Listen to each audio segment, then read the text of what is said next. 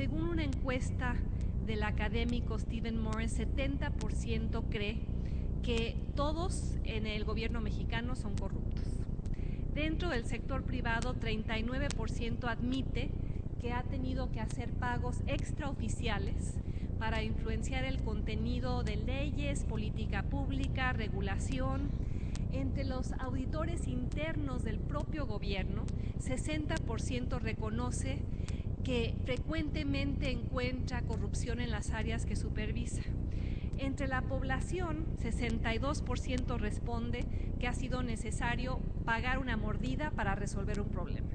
La corrupción nace y florece en esas áreas oficiales donde se tienen que tomar decisiones, en las cortes, en el sistema de justicia criminal, en las licitaciones de bienes públicos, en las aduanas, y raramente es denunciada porque 77% piensa que la corrupción nunca va a ser sancionada.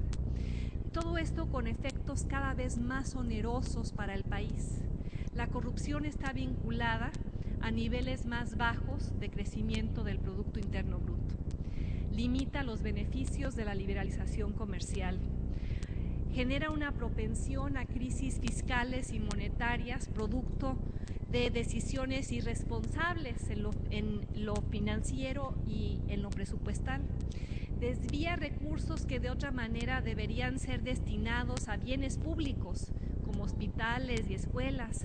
Reporte tras reporte sobre la competitividad en México sugiere que el principal factor que afecta a hacer negocios en México es la corrupción. Un análisis reciente de la ONG México ¿Cómo vamos? Sugiere que la corrupción le cuesta al país 2% del PIB anualmente. La corrupción engendra una crisis de confianza en las instituciones, una pérdida de credibilidad en el gobierno, una desilusión amplia, compartida entre los mexicanos sobre su país y sobre sí mismos. ¿Y cómo es que el gobierno de Peña Nieto ha respondido a esta crisis de confianza? Pues tardía o ineficaz, o de una manera ineficazmente, o de una forma minimalista. Leía yo la semana pasada que la directora de la estrategia de comunicación vía internet, redes sociales de la presidencia, Alejandra Lagunes, reconoció la crisis de credibilidad que vivía el gobierno y prometió que se iba a resolver a través del internet. Y me dediqué a tuitear toda la noche, pues que estaba esperando que me mandaran por internet la copia de la licitación cancelada del Tren México-Querétaro, que estaba esperando que me mandaran por favor la declaración de impuestos de la primera dama para ver si pagó impuestos por el bono que recibió de Televisa, que me estaba ahí sentada esperando que me mandaran por internet el gasto destinado al Sindicato Nacional de Trabajadores de la Educación y la información de partidas presupuestales entre las más opacas que se dan al sindicato petrolero. Y pues sigo esperando. Y estos temas, el tema de la Casa Blanca o la casa en Malinalco o la casa de Ixtapan de la Sal o la licitación del Tren México-Querétaro, son temas definitorios para México. No tienen que ver con que si la primera dama era una actriz extraordinaria cuyo talento mereció 10 millones de dólares que le pagó Televisa. Tienen que ver con conflictos de interés entre el gobierno y sus amigos, tiene que ver con los lazos opacos entre una televisora poderosa y el poder político, tiene que ver con la forma en la cual se licitan y se concesionan bienes públicos. Los escándalos tienen que ver con la forma en la que se ejerce el poder político y económico en México, de una forma irregular, de una forma opaca, de una forma discrecional, sin rendición de cuentas. Y la actitud defensiva, minimalista, a veces arrogante de este gobierno, y por favor recuerden el video de Angélica Rivera regañándonos por osar preguntar cómo es que la primera dama era dueña de una casa cuyo título estaba a nombre de un contratista, el Grupo IGA, que ha sido el gran beneficiario de contratos gubernamentales en el Estado de México. Esa actitud trae a la mente la famosa frase incorrectamente atribuida a María Antonieta, que coman pastel. Es una frase que se usa para criticar a gobiernos que son percibidos como insensibles, frívolos, muy alejados de la población, cuya indignación legítima trivializa, como lo hizo el jefe de gabinete Aurelio Nuño en una ya famosa entrevista con el periódico El País, después de las manifestaciones post-Ayotzinapa, donde dijo en un tono de desdén: la plaza pública exige sangre y espectáculo, cuando en realidad creo que lo que todos hemos estado exigiendo es justicia y rendición de cuentas.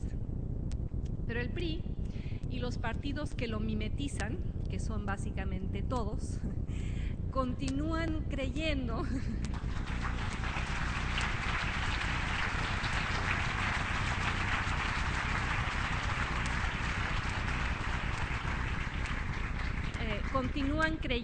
que es la corrupción, estúpido, pero no como una demanda para cambiar, sino como una forma de gobernar.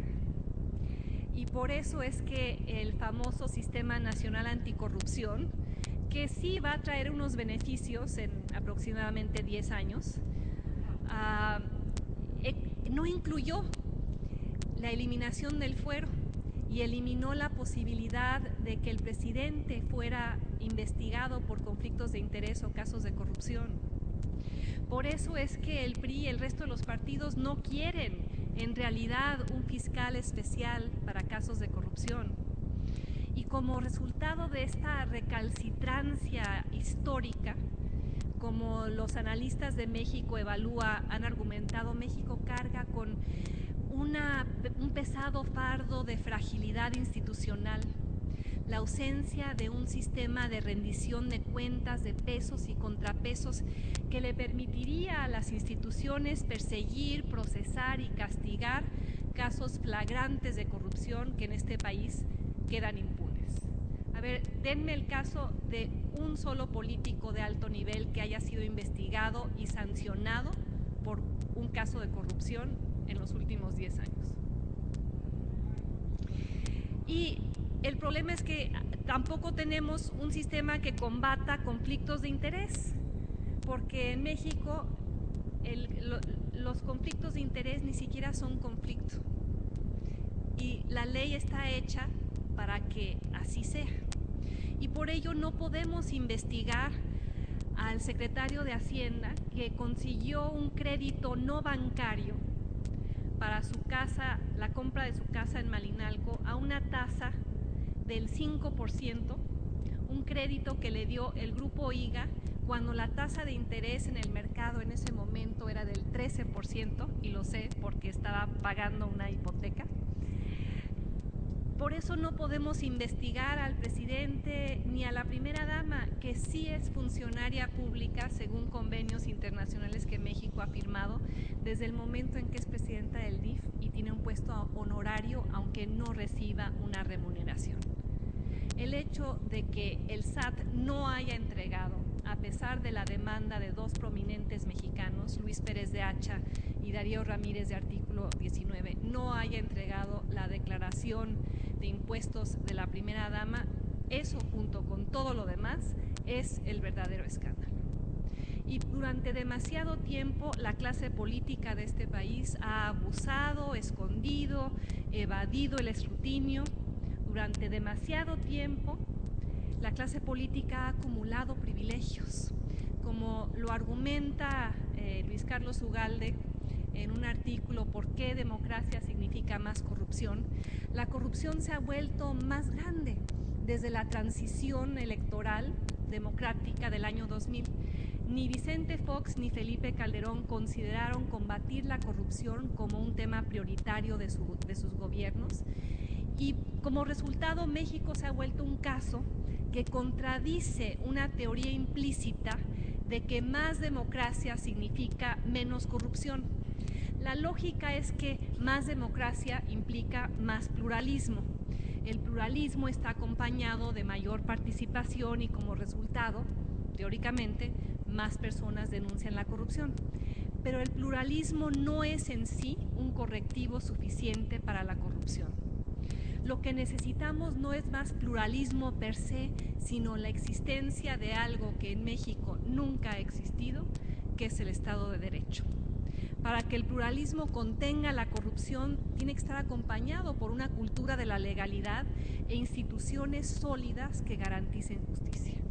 Y ese no es el caso en México. A la mesa le faltan patas. La alternancia electoral, la rotación entre partidos y el pluralismo dentro de un Estado débil y un Estado corrompido invita al abuso. La ausencia de pesos y contrapesos simplemente significa que la corrupción se ha democratizado conforme el poder se ha descentralizado. En el pasado, el dinero público estaba controlado principalmente por el presidente y el Poder Ejecutivo. Hoy fluye a las Cortes, al Congreso, al Poder Judicial, a los partidos políticos, a los medios, donde compra votos y poder e influencia y cobertura que esconde temas como Apatzingán, que evade temas como qué pasó con la Casa Blanca, que lleva al periodismo a no ser el cuarto estado que vigila a los otros tres, y de ahí la tragedia para México de que Carmen Aristegui esté fuera del aire. La corrupción ha sido exportada al poder legislativo, al poder judicial, a los medios. Organizaciones que deberían actuar como contrapesos se vuelven sus cómplices. La dispersión del poder ha abierto muchas más ventanas para los negocios privados con el dinero público. Y mientras que el abuso se vuelve cada vez más evidente, la verdad dolorosa es que ninguno de los controles institucionales que tenemos, la Secretaría de la Función Pública, los contralores internos, el INAI, nada funciona como debería. La clase política de todos los colores ideológicos no ha permitido la existencia de investigaciones serias, objetivas, independientes, capaces de determinar si hay conflicto de interés o no. Piensen en el secretario de la Función Pública, Virgilio Andrade, convocado para investigar conflictos de interés, que llega al puesto con un conflicto de interés, porque es amigo y subordinado del propio presidente, a quien le besa la mano el día que le da el puesto. Entonces, ¿cómo vamos a saber si una licitación pública fue amañada o no?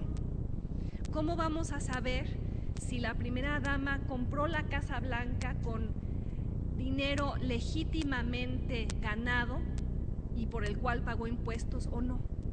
¿Cómo vamos a saber si el secretario de Hacienda, quien maneja el presupuesto público de este país, cómo vamos a saber si a cambio de un préstamo no bancario que obtuvo de un contratista, llevó a que ese contratista consiguiera lucrativos contratos del gobierno del Estado de México o no? Yéndonos más atrás, ¿cómo vamos a saber si Raúl Salinas de Gortari acumuló su vasta fortuna, sus 49 propiedades y sus 5 pasaportes falsos a través del tráfico de influencias o no? El presidente Peña Nieto ha argumentado que la corrupción es un problema cultural. Se equivoca, es un problema institucional. Los ciudadanos mexicanos simplemente no contamos con un sistema eficaz para prevenir, investigar o sancionar la corrupción. Y por eso persiste, por eso crece, por eso es cada vez más evidente, más lacerante.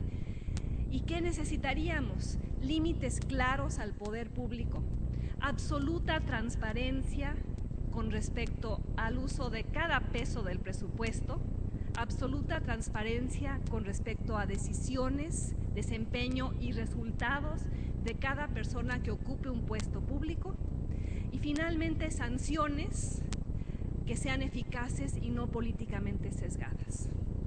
Ahora, ¿cómo vamos a obtener eso vía la ruta electoral? Si como electores somos un avión volando en la oscuridad, sin ruta, sin luces, sin coordenadas, sin instrucciones, sin saber cómo aterrizar, así es votar en México hoy. Así es decidir por quién hacerlo. Un acto de fe. Un triunfo del optimismo por encima de la inteligencia. Una apuesta que cree posible arreglar la democracia descompuesta a través del voto, pero una apuesta que se hace con información incompleta, limitada, inaccesible, oculta, porque los candidatos que aparecen en los spots, en los espectaculares, en las pintas, en todos lados, a pesar de todo esto, siguen siendo incognoscibles. No sabemos de dónde vienen, dónde estudiaron o si lo hicieron, cuál es su hoja de vida, qué han hecho con ella. Volamos a ciegas, a tientas, y por ello como candidatos, como ciudadanos acabamos con candidatos, después funcionarios, con casas rentadas o compradas a contratistas, volando en aviones de empresarios a los cuales han beneficiado, viviendo en mansiones que su sueldo no justifica, participando en licitaciones o celebrando contratos por los cuales obtienen ventajas privadas, eso a bienes públicos. Por ello acabamos instalando a depredadores en el poder a través del voto. La urna unge a personajes con trayectorias desconocidas que luego resultan malolientes.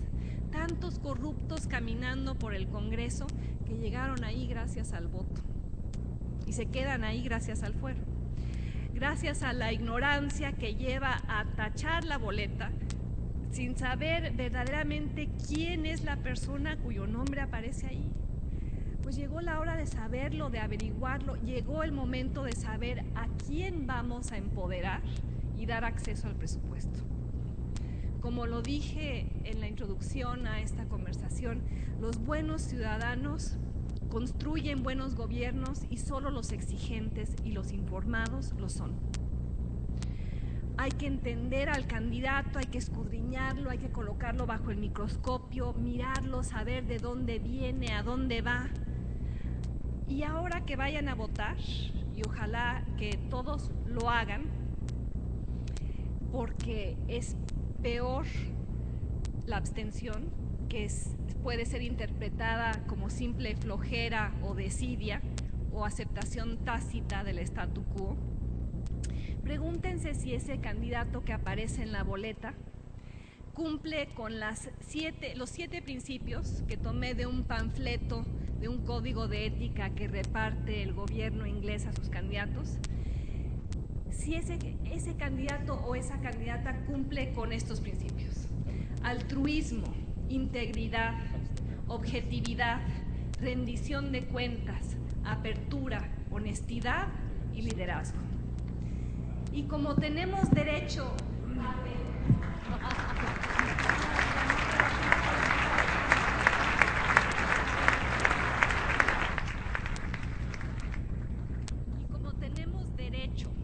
a pedir y emular las mejores prácticas internacionales, de ahí la importancia de la iniciativa civil llamada 3 de 3, candidato transparente, que exige a los candidatos la presentación de, en primer lugar, su declaración patrimonial, en segundo lugar, su declaración de intereses, en tercer lugar, su declaración fiscal.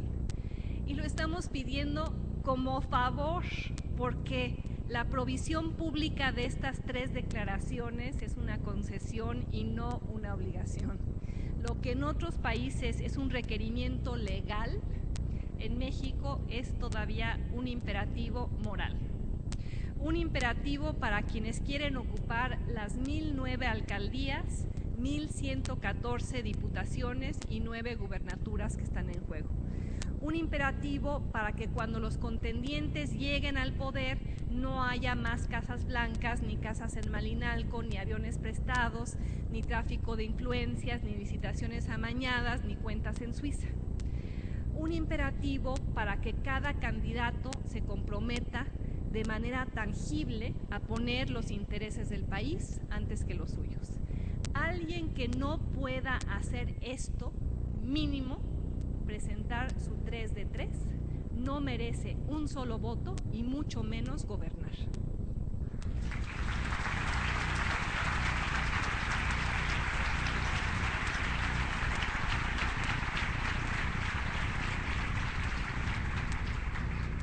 Y es en este contexto que hay que evaluar el nuevo Sistema Nacional Anticorrupción.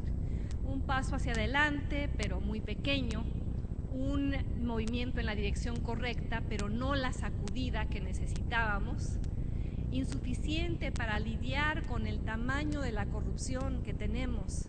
Un país donde en 2014 se registraron 200 millones de actos de corrupción. Un país que ocupa el lugar 77 de 99 países en materia de sobornos, según el World Justice Project, donde cada semana surge otro síntoma de la podredumbre. Actos cotidianos de corrupción que involucran a la policía, a los legisladores, a los contratistas, a los gobernadores, a los empresarios que prestan aviones, a los que reciben moches legislativos, actos que rara vez son castigados o sancionados y que llevan a México a ocupar el lugar 58 de 59 países miembros de la ONU en materia de impunidad. Un lugar similar a Filipinas, Turquía, la Federación Rusa, un sitio al cual llegamos porque la transición democrática dejó sin tocar cosas relevantes que atañen a la corrupción. Sí, entre lo positivo está que va a haber más cooperación entre las diversas entidades para combatir la corrupción. Entre lo loable está que la Auditoría Superior de la Federación pueda revisar en tiempo real cómo gastan los gobiernos estatales y municipales y hacer auditorías en tiempo real. El secretario de la Función Pública tendrá que ser ratificado por el Senado y no simplemente nombrado a su libre albedrío por el presidente, como fue el caso de Virgilio Andrade. Pero para que el nuevo andamiaje funcione va a hacer falta voluntad política y mucha presión ciudadana. Va a hacer falta tiempo, ya que el sistema va a entrar en vigor hasta el 2018. Va a hacer falta la captura de algunos peces gordos y muchos charales. Va a hacer falta que el Congreso cumpla con su labor de contrapeso cuando se ha vuelto uno de los peores culpables de la corrupción, con los pagos irregulares a legisladores, con las subvenciones a grupos parlamentarios que después descubrimos eran pagos para que aprobaran las reformas estructurales, con la etiquetación de partidas del presupuesto que desencadenaron la práctica de los moches. Y ese es el Congreso que tendrá que vigilar y vigilarse a sí mismo, castigar y castigarse a sí mismo, combatir la corrupción, incluso la que emana de sus propias curules. Una misión que se vislumbra difícil, si no imposible, desde el momento en el que las bancadas del PRI y del Partido Verde votaron en contra de la eliminación del fuero. Ahí queda el corredor de impunidad, también al no permitir la investigación del presidente, el corredor de impunidad que va desde la Colina del Perro hasta la Casa Blanca. Ahí quedó el presidente protegido e impune, haga lo que haga, contratista que beneficie tras contratista que beneficie, grupo siga ad infinitum. Ese algo que aprobaron, que fue el Sistema Nacional Anticorrupción, va a operar en un sistema político con una ausencia alarmante de mecanismos de rendición de cuentas, de auditores autónomos, de medios que verdaderamente vigilen al poder en lugar de volverse sus escribanos. Y el Sistema Nacional Anticorrupción va a tratar de colocarle una correa al dinosaurio, pero no lo va a lograr al permitir que persista la práctica del fuero. Y no lo va a lograr en la medida en que deja libre al dinosaurio más grande de todos, al líder del país, al que debería ser ejemplo de honestidad y apego a la legalidad, al Peña Nietosaurus Rex.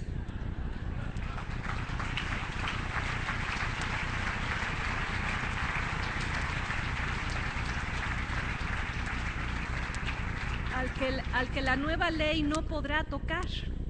Y por ello lo que veremos en el futuro quizás sea algún castigo por la construcción de covachas, pero jamás una remoción por la construcción de casas blancas. Ahora, ¿qué está pensando el equipo de Peña Nieto mientras yo estoy hablando aquí?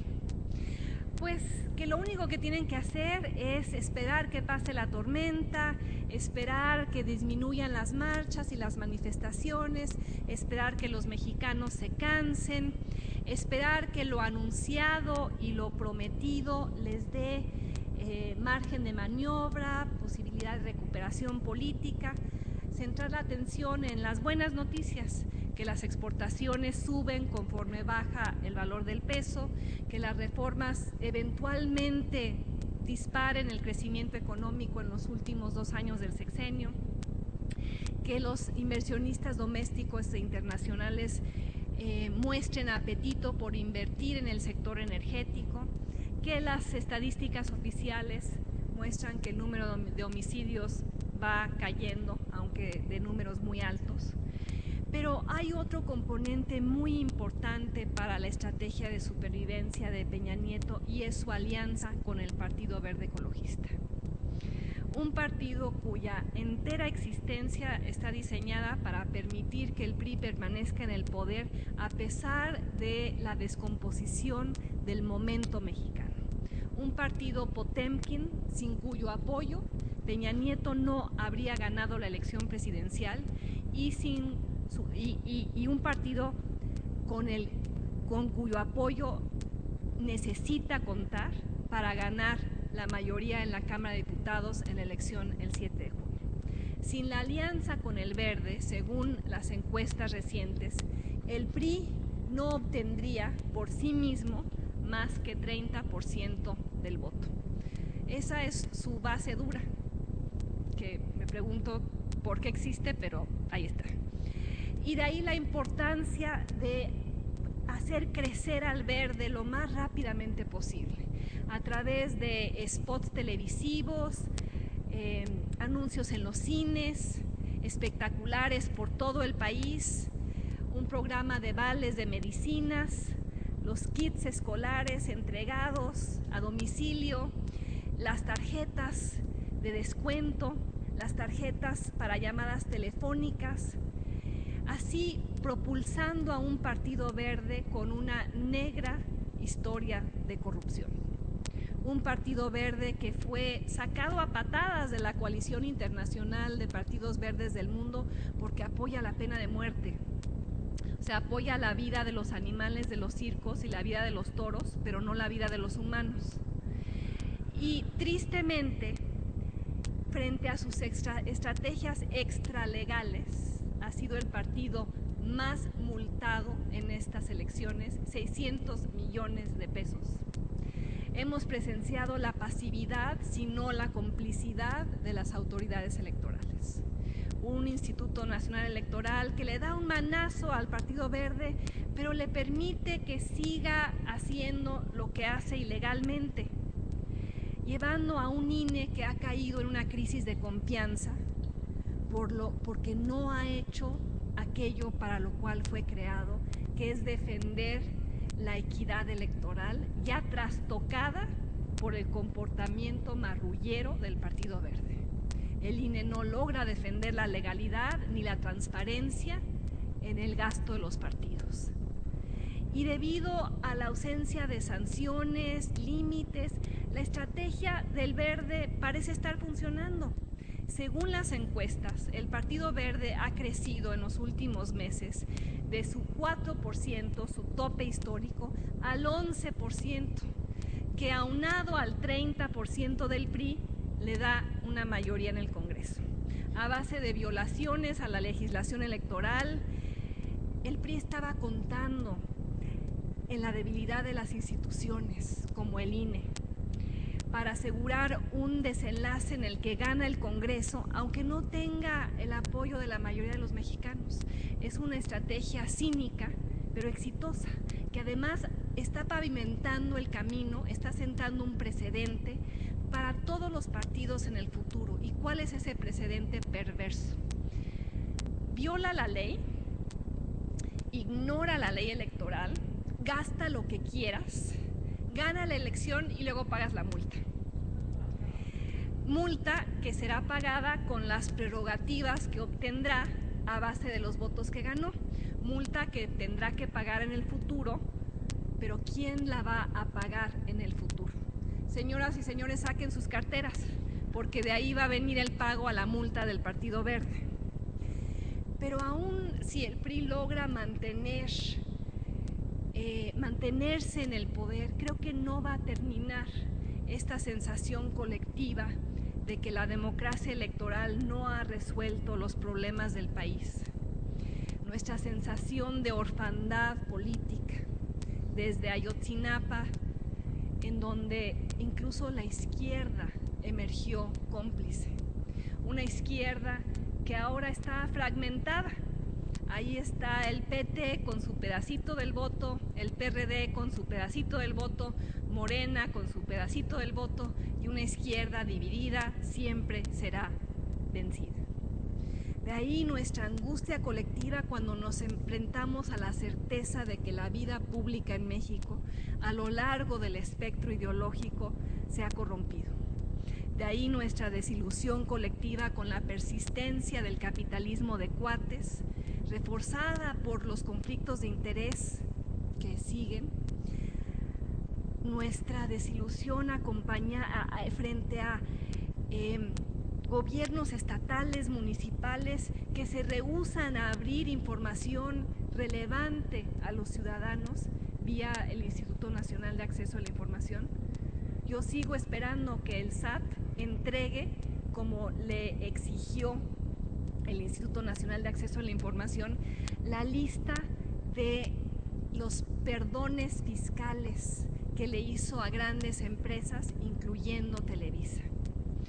Funcionarios gubernamentales continúan gastando dinero público sin controles o rendición de cuentas, y no estamos viendo en los partidos de oposición una visión comprensiva, viable, coherente para encarar estos problemas.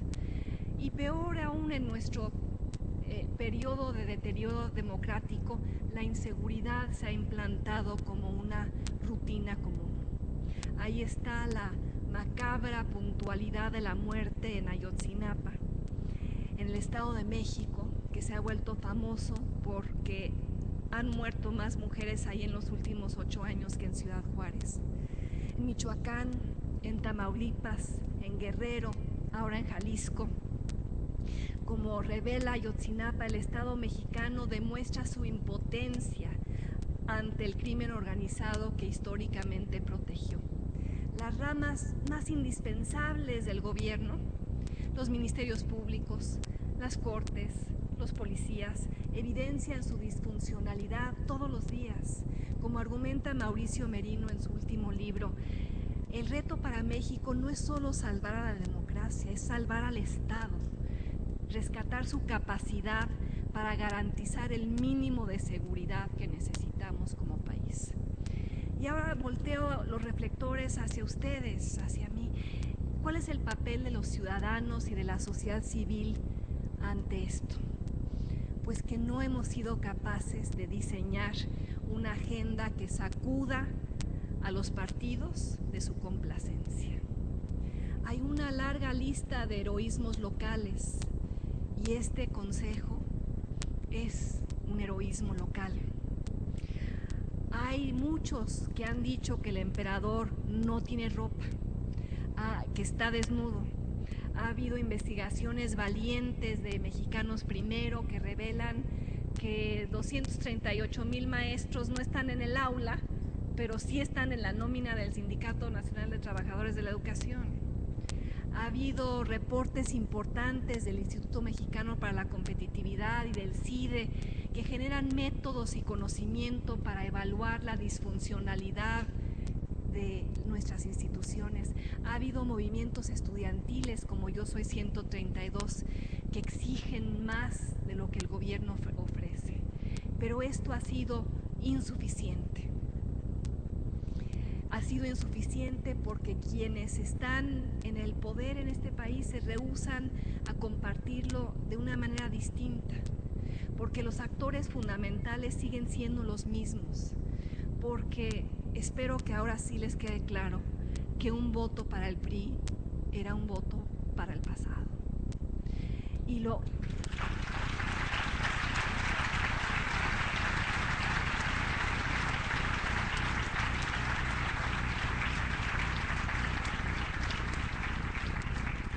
único que podemos hacer es seguir exigiendo, seguir caminando por la ruta de lo insuficiente hasta que se vuelva suficiente. Aprovechar las tecnologías de la información y los medios sociales, las redes sociales como un vehículo alterno para la acción democrática. Sumarse a la convocatoria que hemos hecho de que le quiten el registro al Partido Verde. Tenemos ya 150,000 firmas y estamos a la espera de que el INE discuta este tema al menos. Declarar, demandar libertad, conciencia, respeto, declarar que estamos cansados de la violencia sin fin, de la ausencia de respeto a nuestra inteligencia, de instituciones como la PGR y las cadenas televisivas que pasteurizan la realidad, de partidos políticos que mantienen un control corrupto y obstinado sobre nuestra vida política. Y por ello va un aplauso para los candidatos independientes que han logrado serlo.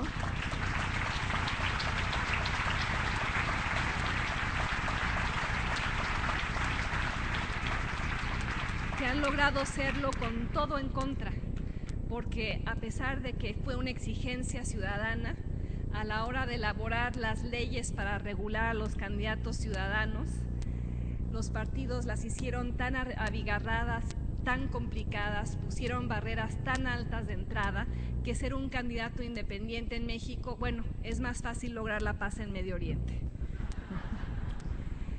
Tenemos que transitar de ciudadanos pasivos a ciudadanos activos en cada esfera, recobrar espacios públicos que nos han sido arrebatados. Junto con el colapso del momento mexicano y su narrativa, está surgiendo otro, más optimista, más esperanzador, pero no está siendo escrito por el gobierno mexicano, sino por personas como las que crearon este consejo y que están buscando un gobierno transparente. Esa nueva narrativa está siendo escrita por quienes han tomado las calles y el internet, que se están transformando en eso que el artista disidente chino Ai Weiwei llama ciudadanos obsesivos. Aquellos que durante los últimos 8 meses no han parado de protestar, proponer, empujar. Miles de mexicanos que piensan lo mismo que pensó Alejandro González Iñárritu la noche del Oscar, cuando exigió que los mexicanos finalmente tengamos el gobierno que nos merecemos. Miles que estamos tratando de crear contextos de exigencia a través de la movilización, la protesta, el cabildeo, para que el Sistema Nacional Anticorrupción no sea tan solo un maquillaje más, para que la Ley Nacional de Transparencia sí provea acceso a información que es nuestra. Movilización y protesta que lleve a la renuncia de quienes han estado involucrados en casos evidentes de corrupción. La búsqueda de un debate nacional sobre cómo regular a la policía para que pueda proteger estudiantes en lugar de entregárselos al crimen organizado. La exigencia de que comiencen las investigaciones con respecto a los intocables, como Arturo Montiel y Carlos Romero de Champs y Humberto Moreira y Jorge Emilio González, el Niño Verde.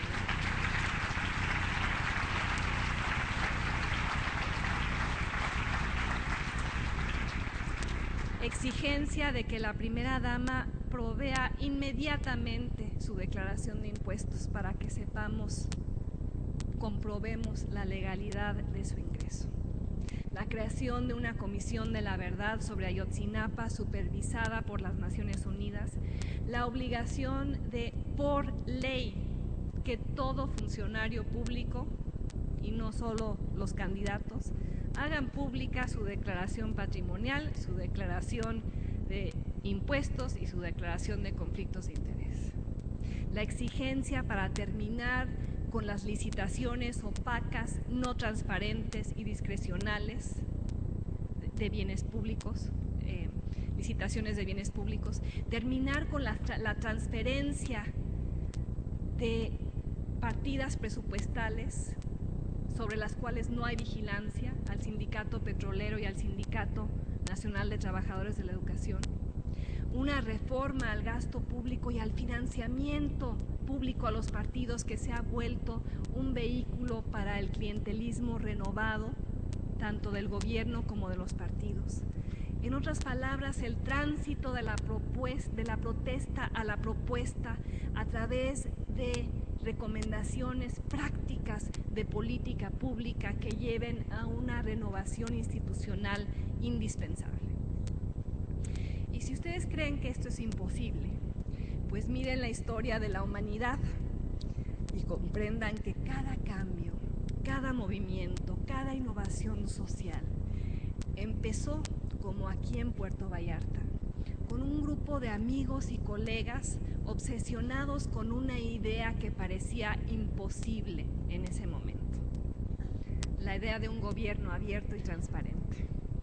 La idea de que México puede ser gobernado mejor y que sus ciudadanos sí se merecen más y sí tienen derecho a conocer la verdad.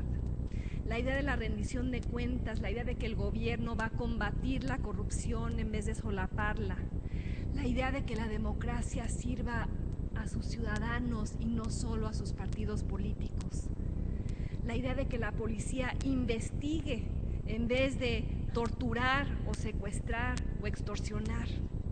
Ideas que sí parecen imposibles en México hoy. Tan imposibles como lo parecía la abolición de la esclavitud y el matrimonio homosexual y la legalización de la marihuana y el derecho a decidir y el sufragio femenino. Ideas que parecían imposibles en su tiempo. La desobediencia ante aquellos que decían que eso era imposible es lo que ha hecho la historia.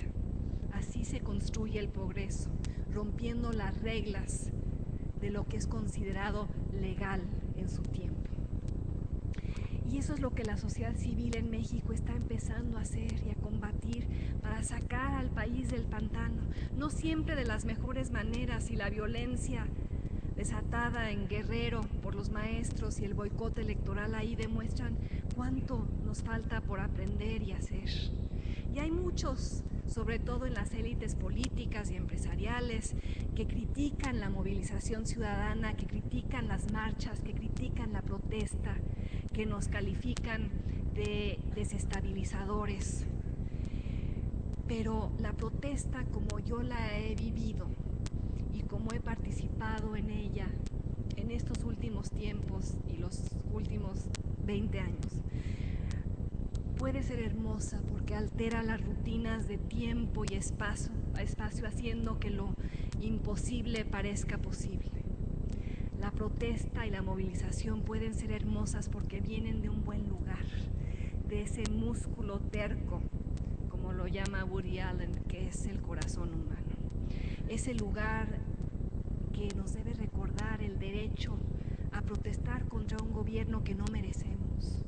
Y recordar las palabras de Martin Luther King, mis favoritas: el arco moral del universo es muy largo, pero eventualmente se empina, se dobla hacia la justicia.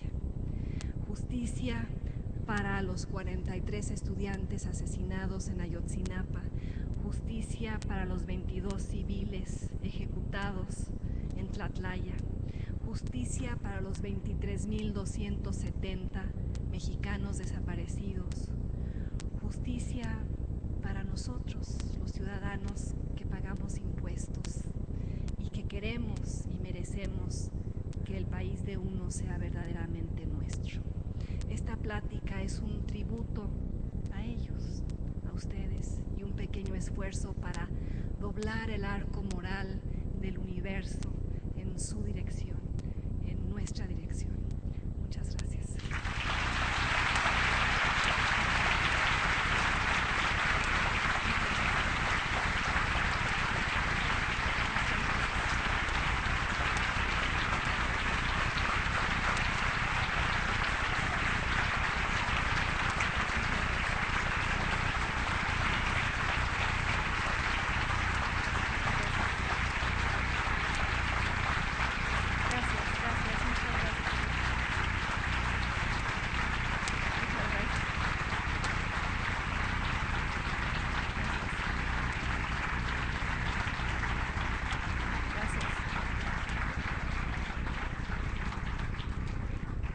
Muchas gracias. Y me han dicho que hay un tiempo para preguntas y respuestas, entonces con mucho gusto, si circulan un micrófono, si se paran, me dicen quiénes son y empezamos una conversación.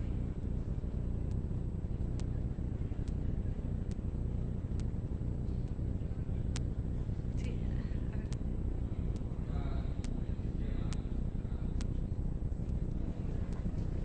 Sí. Incluso los que estamos presentes de alguna manera ya sabíamos cómo están las cosas, nos las vino a explicar con otras palabras, y sobre todo para brindarnos apoyo moral y valor para que sigamos adelante haciendo lo que debemos hacer.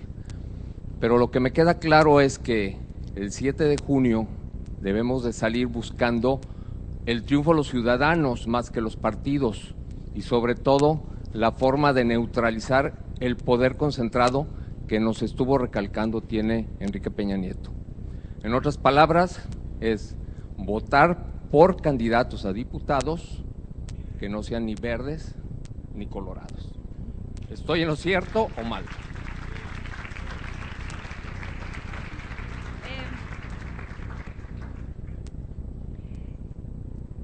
Lo que voy a decir está dirigido a personas aquí que no formen parte de la base dura de ningún partido, electores independientes, indecisos, flotantes, que no saben por quién votar, que hay muchos. ¿Qué les digo a esos? Al mínimo, voten por quien haya presentado su 3 de 3, o voten por un candidato independiente o alguien que al mínimo haya entregado su hoja de vida al INE como le toca hacer por ley. Si no han hecho eso, insisto, no merecen nuestro voto y mucho menos gobernar. Yo he estado apoyando, lo hice en el 2009, no lo hice en el 2012 y lo estoy volviendo a hacer ahora, a que si no encontramos candidatos que cumplan con esos requisitos mínimos, anulemos el voto. ¿Y por qué? Sé que es un tema muy controvertido. Sé que hay personas aquí que van a decir, es que anular solo favorece al PRI. Es que anular es un golpe a los partidos pequeños. Escribí ayer un artículo, salió publicado en Reforma, está en el internet, búsquenlo, se llama Mitos sobre el voto nulo, porque es absolutamente falso que el voto beneficie al PRI. El voto nulo afecta a todos los partidos, es un deslegitimador, es una protesta, es una forma de decir que este sistema no funciona.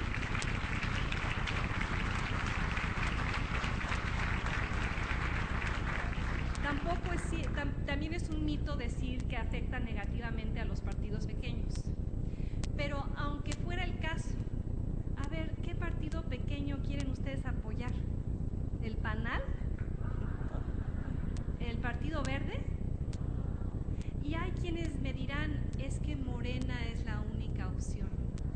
Como si los candidatos de Morena hubieran nacido ayer, producto de exacto, generación espontánea, cuando todos han formado parte de otros partidos y otras legislaturas donde no impulsaron el cambio que nos prometen hoy. Y lo digo siendo una mujer de izquierda. Una mujer de izquierda políticamente huérfana, porque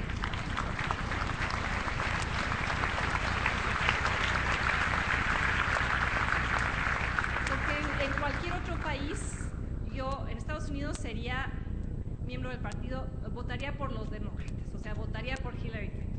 En Canadá votaría por el Partido Liberal. En Gran Bretaña votaría por los laboristas. En España votaría por el PSOE.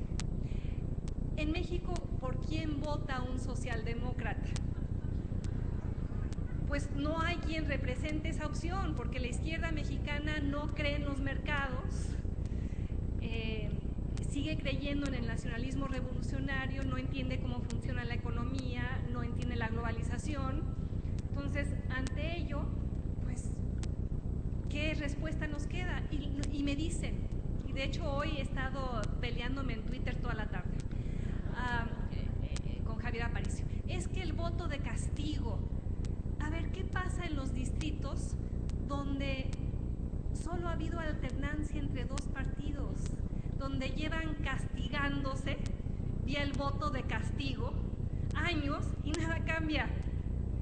O sea, ¿vamos a castigar al PRD votando por Morena? O sea, díganme, explíquenme a alguien cómo funciona el voto de castigo. Los partidos hoy por hoy no tienen un solo incentivo para cambiar un sistema que tanto los beneficia. Si anulamos el voto con una agenda, y la tengo, y hay un video circulando por ahí que tiene información equivocada, y estoy haciendo ya mi propio video que voy a empezar a circular, donde propongo una agenda de atar el voto nulo al financiamiento de los partidos. Una agenda que si el voto nulo es mayor que el voto por un candidato, se anule la elección.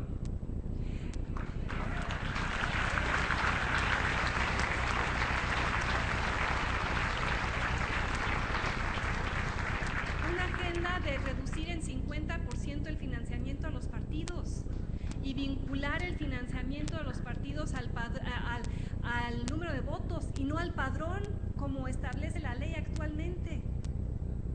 Una reforma para abrir las plurinominales a las listas de los partidos para que decidamos si van por esa vía o no. Una reforma al Sistema Nacional Anticorrupción para eliminar el fuero. Y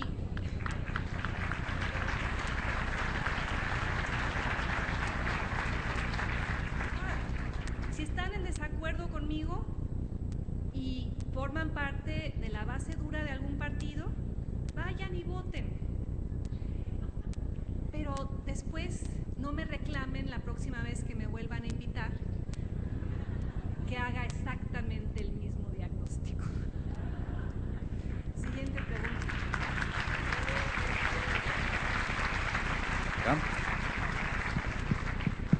Sí. Mi pregunta... Doctora, buenas tardes.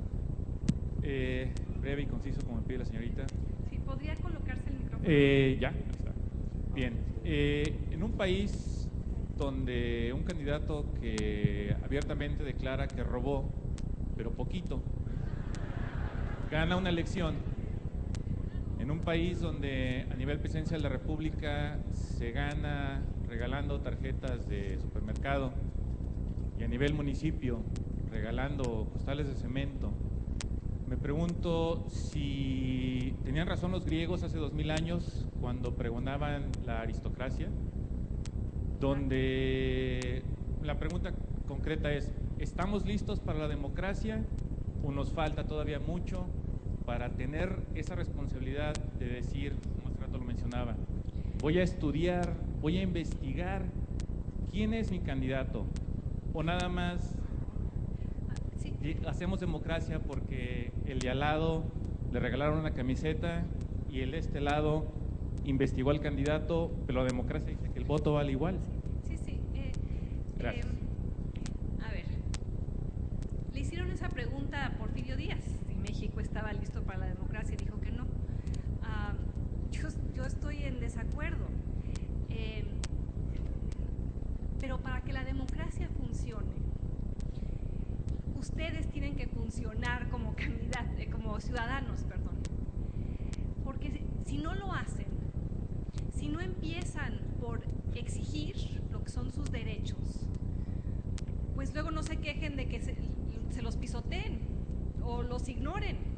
O sea, yo siempre he dicho que uno de los peores legados de 71 años de priismo, más los que falten, es dejar tras de sí un país de personas que no conoce sus derechos y que no sabe cómo pelear por ellos. Cito a Fernando Savater, quien dice que el ciudadano preferido de las autoridades es el idiota, el que declara con fatuidad: yo no me meto en la vida pública o política porque mi participación no serviría de nada. Pues los idiotas gobiernan porque otros idiotas los eligen.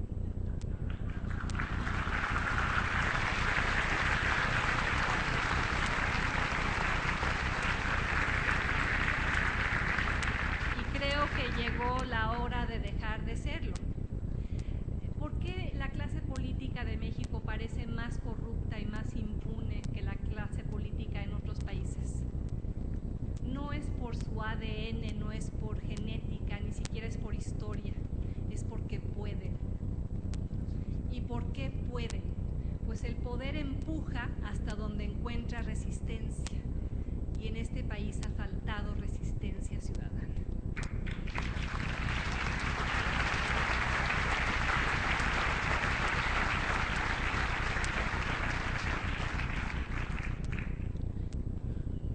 Muy buenas tardes.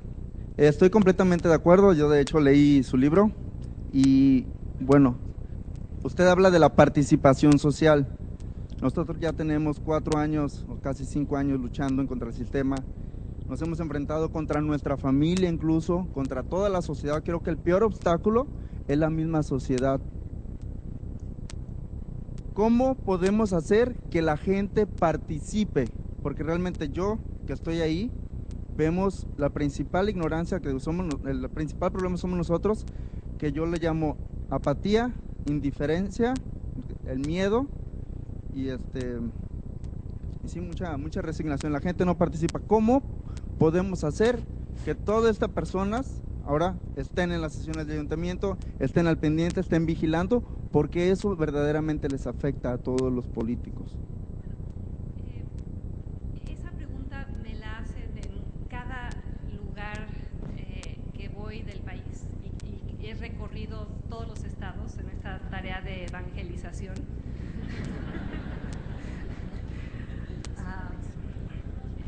Y me cansé tanto de la pregunta, no es personal, la queja, que escribí un libro, El País de Uno, que tiene 10 propuestas de cómo impulsar la participación y por qué importa, cómo armar una marcha, cómo usar las redes sociales, cómo exigir mejorar la educación, cómo pelear contra un monopolio, cómo ser irreverente ante el poder, etcétera. Y el título del libro tiene razón de ser, El País de Uno, es fomentar ese acto de reapropiación del país. Si ustedes no participan, ¿qué están haciendo? Están subcontratando el destino de México a personas que ustedes empoderan vía el voto y luego nunca jamás vuelven a ver. Alcen la mano aquí los que sepan quién es el nombre de su diputado saliente. Pues son 20 manos de más de 1000 personas. O sea, ahí también está el problema. O sea, el pequeño ejercicio que acabo de hacer refleja la crisis de representación que tenemos, que es fomentada también por los ciudadanos, porque ese diputado cuyo nombre no conocen ha sido su empleado durante los últimos 3 años. Ha vivido de los impuestos que ojalá ustedes estén pagando. Sí, o sea, hay que pagarlos, no solo por obligación moral, sino porque uno compra el derecho a quejarse. Y aquí me imagino que hay empresarios, universitarios, amas de casa, Si ustedes como empresarios universitarios y amas de casa jamás permitirían que en su empresa, su universidad o su casa alguien no se presentara a trabajar, robara el dinero, no rindiera cuentas, desapareciera y después de 3 años simplemente saltara a otro lugar de la misma compañía o universidad, como hacen los diputados, que saltan a la Cámara de Senadores o a una diputación local? Si no permitirían eso en su empresa, su universidad o su casa, ¿por qué permiten que alguien lo haga con su país?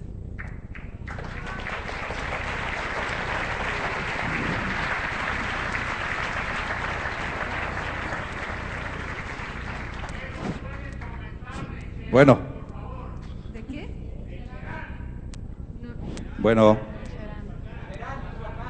Bueno, sí, creo que debemos de llevar un orden. Ya estuve esperando un buen rato. Doctora Denise, primeramente, mi nombre es Jorge Hernández. Quiero agradecerle su presencia en este Puerto Vallarta, que sin que haya venido con anterioridad, la queremos mucho. Queremos enviarle por vía suya un abrazo fraternal y un apoyo inmenso a Mari Carmen Aristegui.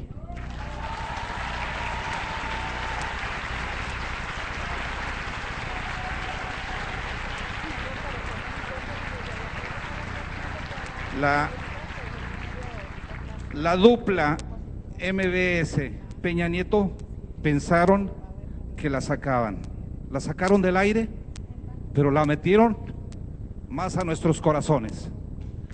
Estamos con Mari Carmen Aristegui porque sabemos que usted está al lado de ella.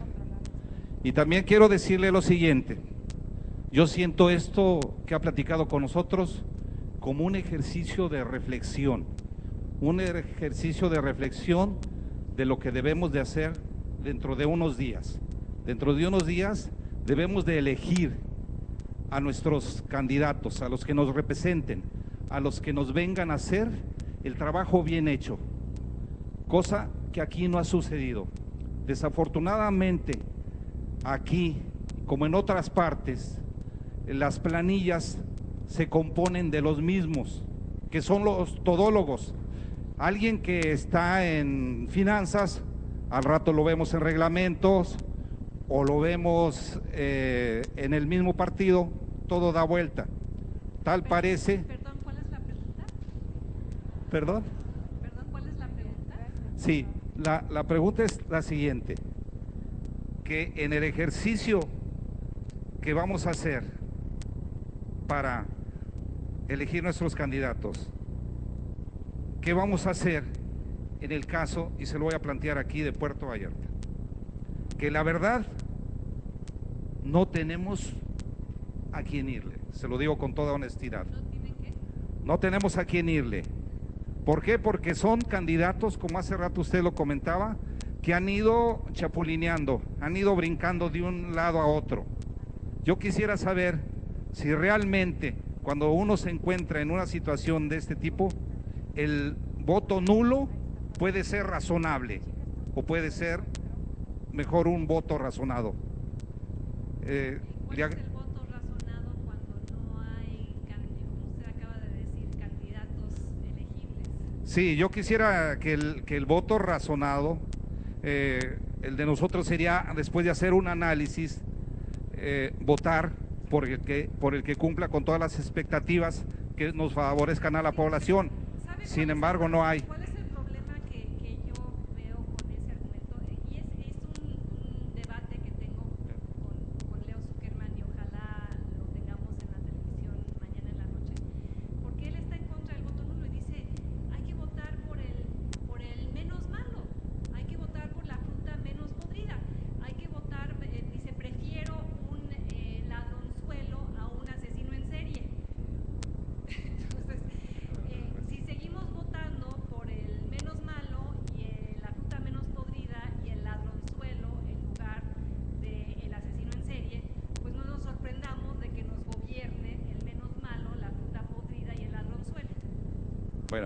Gracias, doctora.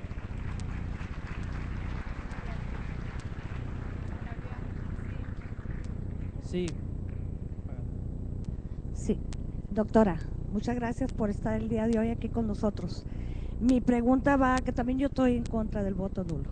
O sea, esa es mi pregunta y estoy en contra por varias razones. Una de ellas es que creo que Puerto Vallarta y muchos destinos municipales conocen a su gente, por la cual a los candidatos los conocemos porque somos un lugar chiquito. Creo que ir por el voto nulo sería cuando tengamos esas reformas, esa agenda que usted atinadamente busca, pero tendríamos que tenerlo ya legalizado para poderlo aplicar en las urnas, para que pudiera proceder más fuerte. Entonces sí castigamos a los partidos. A ver, ¿cuántos candidatos a todos los puestos de elección popular en Puerto Vallarta han presentado su 3 de 3? Ninguno.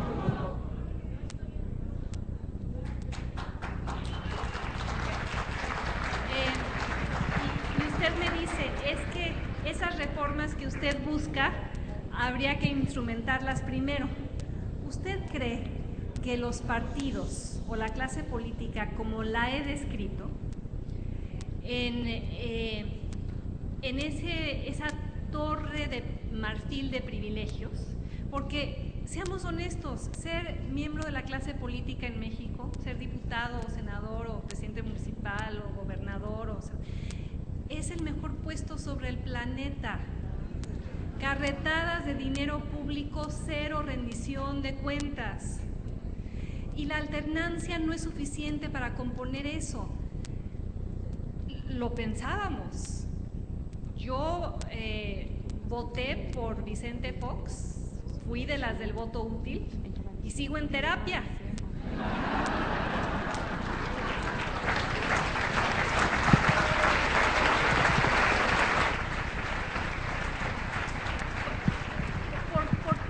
¿Por qué la alternancia no cambió el sistema? Pues porque ¿qué descubrió Acción Nacional cuando llegó al poder? A la presidencia y a las presidencias municipales y a las gubernaturas. ¿Qué descubrió? Que era bien padre. Insisto, carretadas de dinero público, cero rendición de cuentas. Entonces, la alternancia en sí misma entre partidos, sin mecanismos como los que he sugerido, equivale a una simple rotación de élites impunes, alejadas de la ciudadanía, a las cuales no podemos castigar. Y dice Adam Prejors, que es un famoso politólogo, que la democracia es partidos que pierden elecciones, o sea, que hay castigo. Pero resulta ser que en México, aunque pierdas la elección, te siguen dando financiamiento público. Y sigues teniendo tus prerrogativas y tus camionetas y tus celulares, y por eso hay tantos partidos políticos que emergen, porque son una forma de vida y un gran negocio.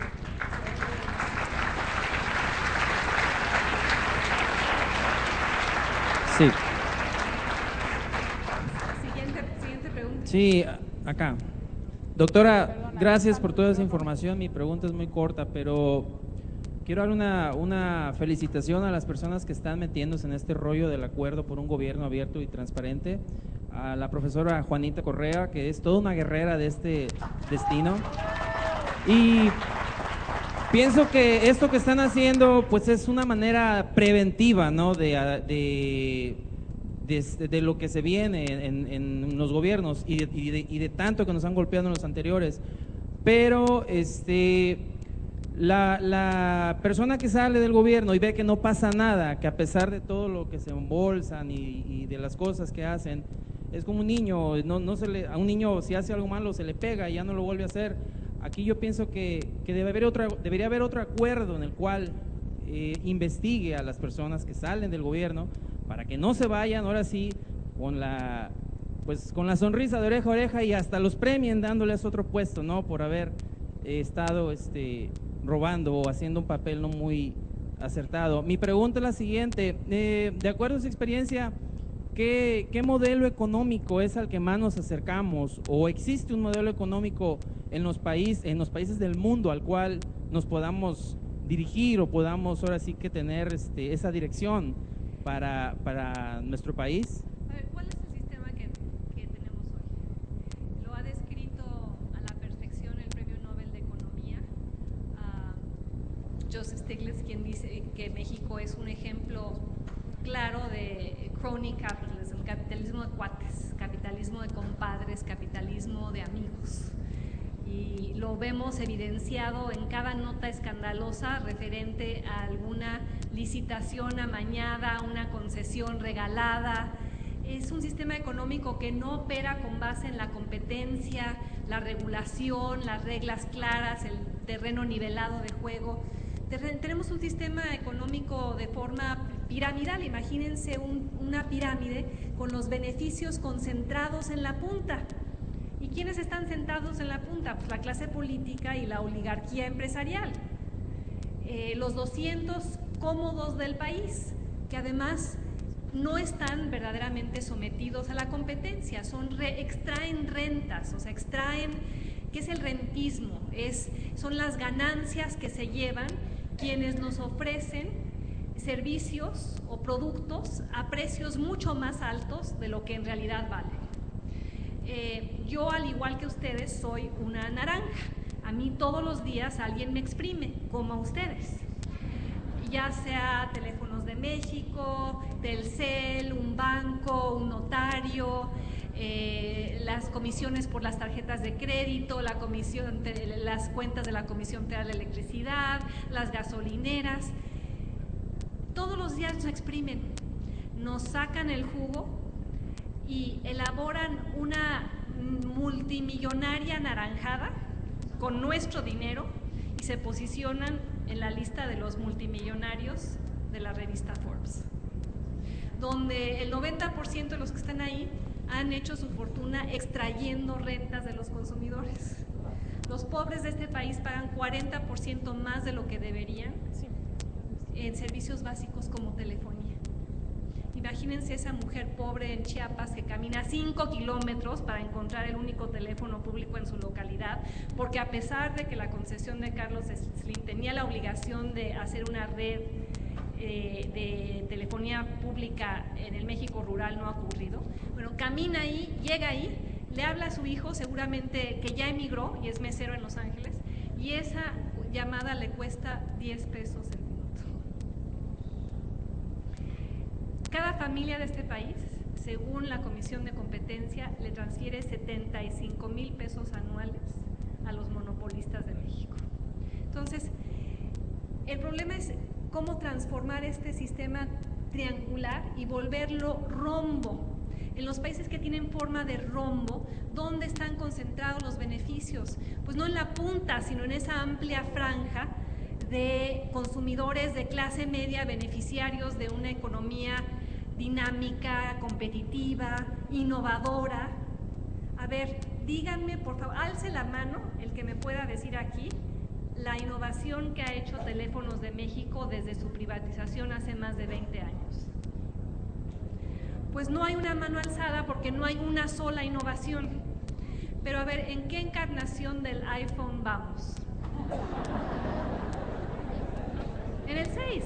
Y cuando salga el 7, seguramente va a ser un teléfono que en su tiempo libre raye zanahorias y dé masajes faciales. ¿Y por qué? Porque mientras yo estoy hablando aquí, los ingenieros y diseñadores en Apple están innovando. ¿Y por qué están innovando? Porque tienen competencia, porque ahí está Samsung, Nokia y muchas otras compañías que también quieren producir un teléfono que haga más cosas a un precio más barato. Pues si no hay competencia en telecomunicaciones, no hay mejores productos. Pues basta comprender la televisión, cosa que yo no hago y les pido que no hagan, aunque yo salga en ella.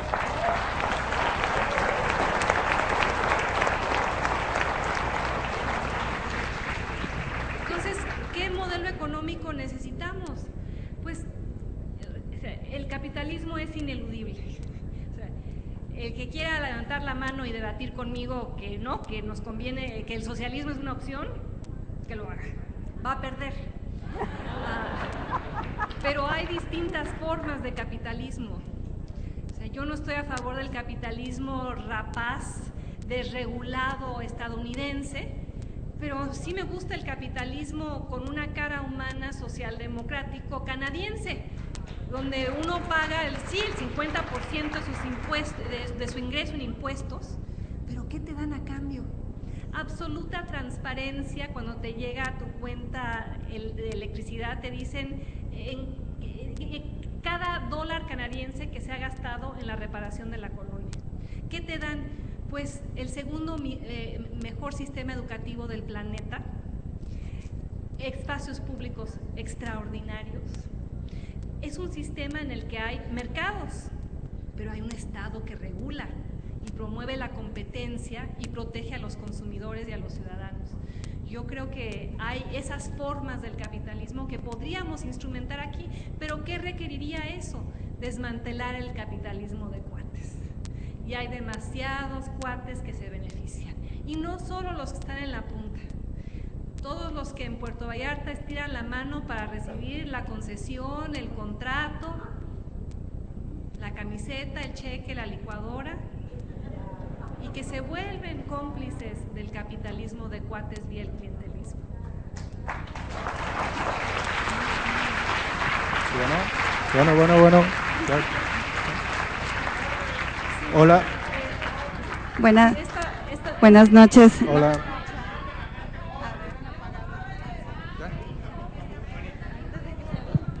Hola. ¿Sí? Hola, buenas tardes. Buenas noches. Nosotros somos Radio Switch, somos un periodismo propositivo y la tarea más difícil que hemos tenido es precisamente llevar buenas noticias, pero sobre todo de periodista a periodista y con todos los estudios e investigaciones que tienes, cómo recuperar la fe, cómo hacer que todos y cada uno de los que estamos aquí no salgamos de este salón sintiendo, pensando, votar por el menos peor, y sobre todo los jóvenes que están allá, estudiantes con ilusiones, con esperanzas, que no piensen que México es un Titanic y que o ponemos la orquesta a sonar o buscamos lanchitas. ¿Cómo recuperar la fe? Gracias. Si yo no creyera que es posible cambiar a México, estaría en casa horneando galletas con mi hijo adolescente que está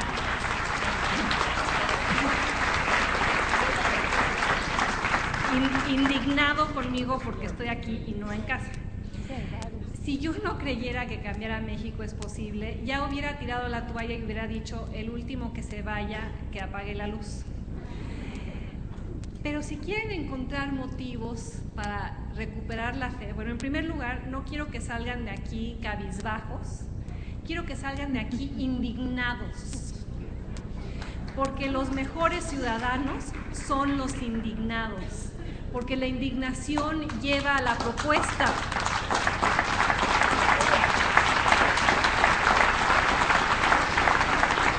¿De dónde creen que salió Amnistía Internacional? Porque alguien estaba indignado de que torturaran a presos políticos en las cárceles del mundo. ¿De dónde salió Greenpeace? Pues de alguien que se indignó de ver cómo maltratábamos al planeta. ¿Por qué Barack Obama es presidente de Estados Unidos hoy? Porque en los 50 alguien, Martin Luther King, se indignó de ver la forma en la cual eran discriminados los africanoamericanos. Entonces, no crean que la tarea de cambiar a México va a ser fácil ni rápida. O sea, ¿cuánto tiempo le tomó a Estados Unidos elegir a un presidente africano-americano? Y hoy, con lo que estamos viendo en Ferguson y otros lugares, vemos la persistencia del racismo social e institucional. Cambiar a México no es un sprint, es un maratón. Es una carrera de largo alcance. Pero si no la empezamos a correr hoy, no vamos a llegar a la meta. Quienes me dicen, es que, ¿para qué mandas el mensaje del voto nulo si los partidos no te van a hacer caso? Pues, si esa fuera la lógica, jamás habría cambio en el mundo. Porque si todos pensáramos, ¿para qué mandamos el mensaje si no nos van a escuchar? pues nadie mandaría el mensaje. Entonces seguro nadie escucha el mensaje, ¿o no? Entonces, ¿por qué no perder la fe? A ver, ¿cuánto tiempo tienen para que les diga por qué yo amo a mi país? Nada más asómense a la playa. Piensen en las enchiladas suizas de Sanborns, a pesar de quien es dueño de la empresa. En el mar en Punta Mita, en la Talavera de Puebla, en las canciones de Eugenia León, en la poesía de Efraín Huerta, en la buena huella que dejó Germán Dehesa, en todos esos mexicanos que están ahí diariamente como Juanita, saltando, brincando, peleando para sacudir las conciencias de quienes se conforman con este México maltrecho. Cuando oigo a quienes dicen, pues tenemos el gobierno que nos merecemos, siempre digo, no, yo no, porque yo sí estoy en la lucha, porque yo no quiero perder la arquitectura de Manuel Parra, no quiero perder los mangos paraditos en su palito de madera con chile, no quiero perder las manzanas con chamoy, no quiero perder los tacos al pastor con cilantro y cebollita. ¿Cómo se nota que tengo hambre, verdad? No quiero perder la arquitectura de Sadudowski, no quiero perder cómo conduce música Alondra de la Parra. Cada quien salga de esta habitación pensando en por qué ama a su país. Citaron una parte de mi libro donde digo, y cuélguense esa lista del corazón, una lista larga, voluptuosa, florida, una lista para despertarse en las mañanas. Y por las noches ojalá hagan el ejercicio que hago yo, que es preguntarme, a ver, Denise, ¿qué hiciste hoy por tu país? Y si di una buena clase o escribí una buena columna o di una conferencia que sacudió a alguien de alguna manera, pienso que fue un buen día y un buen comienzo. Entonces, creo que este ha sido un buen día. Muchas gracias por escucharme.